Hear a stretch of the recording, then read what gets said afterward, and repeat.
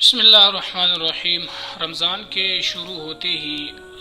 ایک بار پھر نیشنل ٹیلی ویژن پہ ترکی کا مشہور زمانہ ڈرامہ ارطغرل کو دوبارہ نشر کیے جانے کی نوید سنائی گئی ہے اور کچھ اقساط نشر بھی کیے گئے ہیں۔ اس ضمن میں مختلف ٹی وی چینلز پہ اس ڈرامے کے ریلیجیس پرسپیکٹو کے حوالے سے باتیں ہو رہی ہیں۔ مختلف مفتیان کرام کو مدعو کیا گیا ہے، انوائٹ کیا جا رہا ہے اور ان سے یہ پوچھا جا رہا ہے کہ یہ ڈرامہ شریعت کی روح سے اس کا دیکھنا جائز ہے یا جائز نہیں ہے۔ تو مفتیان کرام نے اس سلسلے میں جو جواب دیا ہے، جو فتویٰ صادر کیا ہے، اس کے بارے میں انشاءاللہ اس مختصر سی ویڈیو میں بات کریں گے۔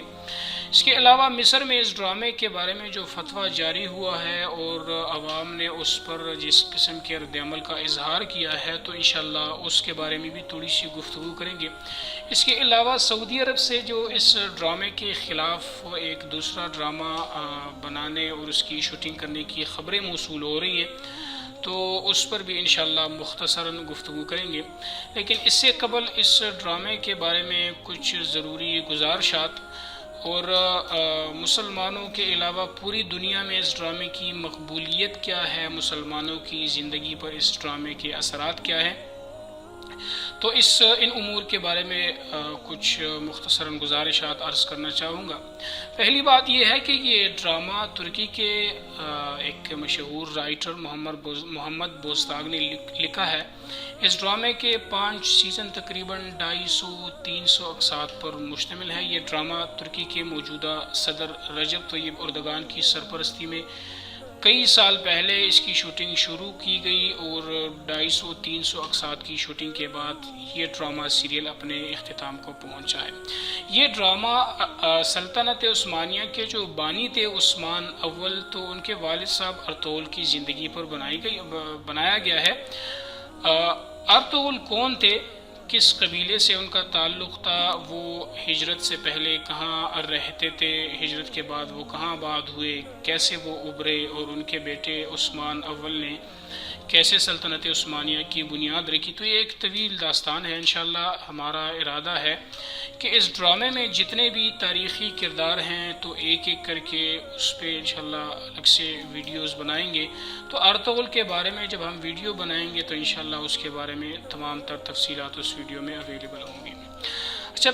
دوسری بات یہ ہے کہ اس ڈرامے میں اینگل آلتار نے ارطغرل کا جو کردار ادا کیا ہے تو وہ اتنا مسحور کن اور اتنا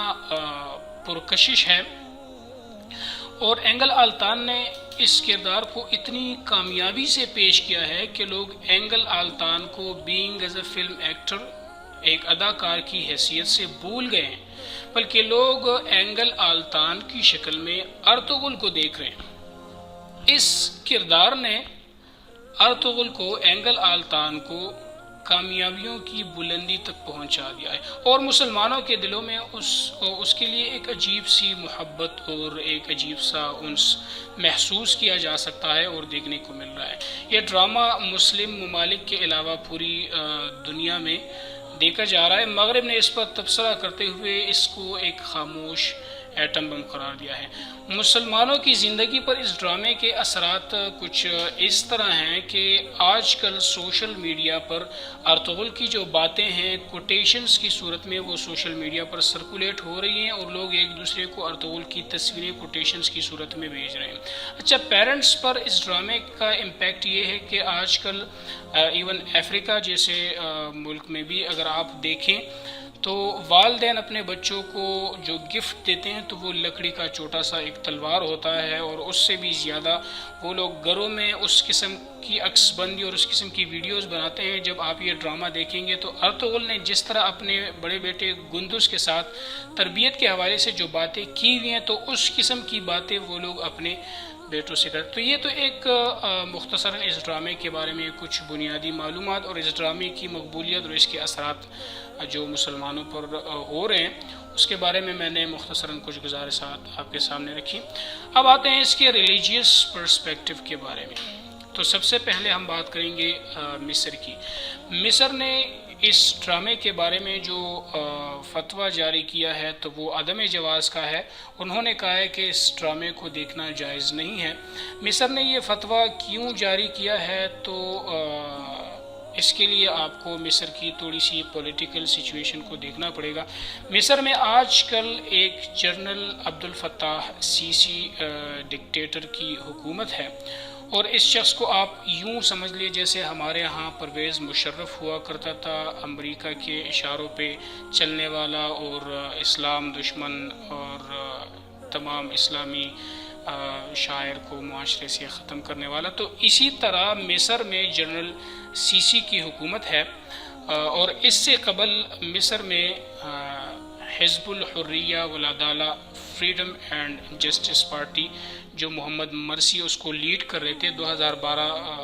2012 کو، وہ جمہوری طریقے سے اور اکثریت کے انتخاب سے وہ برسر اقتدار آئے تھے، لیکن امریکہ اور اسرائیل کی پشت پناہی پر جنرل سیسی نے ایک فوجی بغاوت کے تحت محمد مرسی کو اقتدار سے بے دخل کر دیا اور خود اقتدار پر قابض ہو گئے۔ ان کو بعد ازاں جیل بھیج دیا، گرفتار کر لیا، اور جولائی 2019 کو انہیں پھانسی کی سزا سنا دی گئی اور تختہ دار پر ان کو لٹکا دیا گیا۔ اس وقت سے لے کر آج تک مصر میں جنرل سیسی کی حکومت ہے۔ وہ لازمی بات ہے، ظاہر ہے ایک سیکولر سوچ رکھنے والا ایک شخص ہے، تو وہ اپنے ملک میں اس قسم کی کوئی بھی چیز، اس قسم کی کوئی بھی پیش رفت وہ نہیں چاہتے جس کی وجہ سے دوبارہ سے اسلامی تحریک کی آبیاری ہو، لوگ اپنے ماضی کے ساتھ وابستہ ہو جائیں اور دوبارہ سے اسلامی تحریک ایک زور و شور سے دوبارہ ابھر جائے۔ تو وہ ایسی کوئی بھی چیز اپنے ملک میں نہیں چاہتے، لہٰذا انہوں نے علماء کرام کی مدد سے انہوں نے یہ فتویٰ جاری کیا کہ اس ڈرامے کو دیکھنا جائز نہیں ہے۔ تو یہ تو مصر کی حالت تھی، لیکن اس فتوے پر مصر کے عوام نے جس رد عمل کا اظہار کیا ہے وہ یہ ہے کہ انہوں نے اپنے ٹویٹر اکاؤنٹ سے مختلف کمنٹس جاری کیے ہیں۔ انہوں نے کہا ہے کہ عجیب بات یہ ہے کہ یہاں فحاشی پھیلانے والے ڈراموں پر پابندی عائد نہیں کی جا رہی، کوئی فتویٰ جاری نہیں کیا جا رہا، اور ایک ڈرامہ جو مسلمانوں کو ان کے ایک شاندار ماضی سے وابستگی کی ایک کامیاب کوشش ہے، تو اس ڈرامے پر یہ فتویٰ لگایا جا رہا ہے کہ اس ڈرامے کو نہیں دیکھنا چاہیے۔ تو اس کنفلکٹ کی وجہ سے، اس تصادم کی وجہ سے مصر میں اس ڈرامے کی مقبولیت اور بھی زیادہ ہو گئی ہے، اور لوگوں کا رجحان اس طرف زیادہ بڑھ رہا ہے، اور لوگ اس ڈرامے کو زیادہ سے زیادہ دیکھ بھی رہے ہیں اور مقامی زبانوں میں اس کا ترجمہ بھی کر رہے ہیں۔ اب آتے ہیں سعودی عرب کی طرف۔ سعودی عرب سے یہ خبریں موصول ہو رہی ہیں کہ وہاں پر مملکت النار یا سلطنت النار کے نام سے ایک ڈرامہ ارطغرل کے خلاف اس کی شوٹنگ ہوگی، اور اس میں ارطغرل سلطنت عثمانیہ کو ایک ظالم اور جابر حکومت کے طور پر دکھایا جائے گا۔ اگر یہ باتیں سچ ہیں تو ایک سوال پیدا ہوتا ہے کہ وہ بھی مسلمان ہیں، یہ بھی مسلمان ہیں، تو دونوں آپس میں ان کا تصادم کیوں ہے اور کیوں یہ آپس میں ٹکراؤ جیسی کیفیت کو پیدا کر رہے ہیں؟ تو مختصراً آپ کو یہ بتا دوں کہ سعودی عرب میں جو عرب قوم ہے وہ آج بھی نسلی برتری اور نسلی تفاخر کے خمار میں مبتلا ہیں، اور آپ کو یہ بھی بتاتا چلوں کہ اس قومیت کی وجہ سے، اس نسلی برتری کی وجہ سے وہ ایسا کر رہے ہیں کہ ارطغرل کے خلاف ایک دوسرا ڈرامہ بنا رہے ہیں۔ اور اگر آپ تھوڑا سا تفصیل میں جائیں تو آپ کو یاد ہوگا کہ خلافت عثمانیہ کے جو آخری خلیفہ تھے سلطان عبدالحمید، تو ایک یہودی صحافی اور یہودیوں کے لیے ریاست کی تجویز پر پیش کرنے والا تھیوڈ ہرزل جب خلیفہ عبدالحمید کے سامنے پیش ہوا اور انہوں نے اسرائیل میں، فلسطین میں قیام کرنے کی اجازت چاہی، تو سلطان عبدالحمید نے کہا کہ یہ مسلمانوں کی خون پسینے کی کمائی ہے اور میں آپ کو یہاں پر قیام کرنے کی اجازت ہرگز نہیں دے سکتا۔ بہرحال تھیوڈ ہرزل نے مختلف پیشکشیں کیں اور اصرار کیا، لیکن سلطان عبدالحمید نے اسے وہاں سے نکال دیا اور یہ کہہ دیا کہ جب تک میں زندہ ہوں آپ فلسطین میں قیام کا سوچ بھی نہیں سکتے۔ بہرحال اس کے بعد سلطنت عثمانیہ کو کمزور کرنے کے لیے مختلف سازشیں ہونے لگی۔ سائکس پائکوٹ معاہدے کے تحت پہلی جنگ عظیم سے قبل سلطنت عثمانیہ کو برطانیہ اور فرانس نے ایک خفیہ معاہدے کے تحت مختلف علاقوں کو تقسیم کیا۔ اچھا، اس کے بعد یہ ہوا کہ سلطنت عثمانیہ کو ختم کرنے کے لیے جس چیز کو ہتھیار کے طور پہ استعمال کیا گیا اور جس کو بنیاد بنا کر آج سعودی عرب ارطغرل ڈرامے کے خلاف ایک ڈرامہ نشر کرنے اور اس کی شوٹنگ کرنے کی کوشش کر رہا ہے، تو وہ ہتھیار نیشنلٹی تھا۔ قومیت کی بنیاد پر ترک اور عرب ممالک کو آپس میں لڑایا گیا۔ تو عرب قومیت پر ابھارنے کے لیے برطانیہ نے لانس آف عربیہ کو لانچ کیا، اور ترکی میں ایک یہودی وکیل تھے اور سلونیکا میں فری میسن لاج کے گرینڈ ماسٹر بھی تھے، تو انہوں نے ترک قومیت کا نعرہ بلند کیا۔ اس قومیت کو بنیاد بنا کر اس وقت جو مکہ اور مدینہ کے جو والی تھے علی بن حسین، جسے شریف مکہ کہا جاتا ہے، تو انہوں نے سلطنت عثمانیہ سے بغاوت کا اعلان کیا۔ تو آج بھی سعودی عرب میں نسلی برتری اور نسلی تفاخر جس طرح کے یہودیوں میں پائی جاتی ہے، وہ کہتے ہیں کہ نحن ابناء اللہ واحبہ، ہم اللہ تعالیٰ کے برگزیدہ بندے ہیں، ہم اللہ تعالیٰ کے محبوب بندے ہیں، اور ہم ایک اچھی قوم ہیں، ایک برتر نسل ہیں۔ تو اسی طرح آج بھی سعودی عرب میں یہ چیز پائی جاتی ہے۔ تو نسلی برتری اور نسلی تفاخر کی وجہ سے انہوں نے ترکی کے ڈرامے کے خلاف یہ ایک دوسرا ڈرامہ بنانے کی وہ کوشش کر رہے ہیں۔ تو یہ تو کچھ سیاسی حالات تھے۔ ان سیاسی حالات کے پس منظر میں مصر نے بھی اس ڈرامے پر پابندی لگائی اور سعودی عرب نے بھی اس ڈرامے پر پابندی لگائی۔ اب آتے ہیں پاکستان کی طرف۔ پاکستان کے علماء کرام نے جو فتویٰ دیا ہے، تو اس کا کوئی پولیٹیکل بیک گراؤنڈ نہیں ہے۔ پاکستان کے مفتیان کرام نے جو فتویٰ دیا ہے وہ عدم جواز کا ہے، کہ شریعت کی روح سے ہم اس ڈرامے کو نہیں دیکھ سکتے۔ اس کی وجہ یہ ہے کہ اس ڈرامے میں غیر محرم عورتیں بھی ہیں، تو ان کو دیکھنا یقیناً بد نظری ہے۔ اس کے علاوہ اس ڈرامے میں لو سٹوریز بھی ہیں، تو شریعت کی روح سے یہ چیزیں جائز نہیں ہیں۔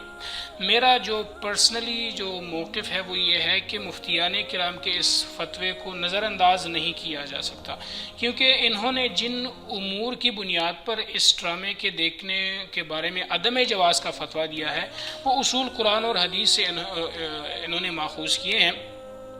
قرآن میں بد نظری کی ممانعت کی گئی ہے، اسی طرح عشقیہ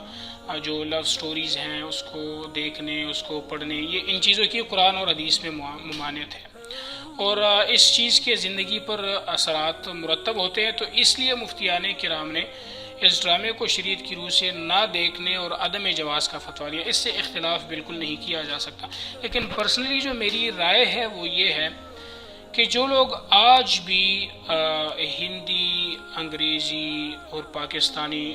موویز دیکھتے ہیں، ڈراماز دیکھتے ہیں، ٹاک شوز دیکھتے ہیں، تو ان کے لیے میری ایک ذاتی رائے یہ ہے کہ اگر وہ یہ ڈرامہ دیکھیں تو انشاءاللہ ان کے لیے بہتر ہوگا۔ اور میں آپ کو یہ میں آپ کو گارنٹی دے سکتا ہوں، شیورٹی میں آپ کو دے سکتا ہوں کہ اگر آپ یہ ڈرامہ 2-3 اقساط دلچسپی سے اور شوق سے دیکھیں تو یہ ڈرامہ آپ کو ہالی ووڈ اور بالی ووڈ اور پاکستانی ڈراموں اور فلموں سے بے نیاز کر دے گی۔ تو یہ کچھ مختصراً اس ڈرامے کے بارے میں کچھ گزارشات تھی جو میں نے آپ کے سامنے رکھی۔ انشاءاللہ ایک شخص نے اس ڈرامے پر ایک تبصرہ کیا ہوا ہے، تو اگلی ویڈیو میں میرا ارادہ ہے کہ اس تبصرے کو آپ کے سامنے رکھوں، اور اس میں جو میرے تحفظات ہیں اس ڈرامے کے حوالے سے، تو انشاءاللہ وہ میں آپ کے سامنے رکھنے کی کوشش کروں گا۔ شکریہ۔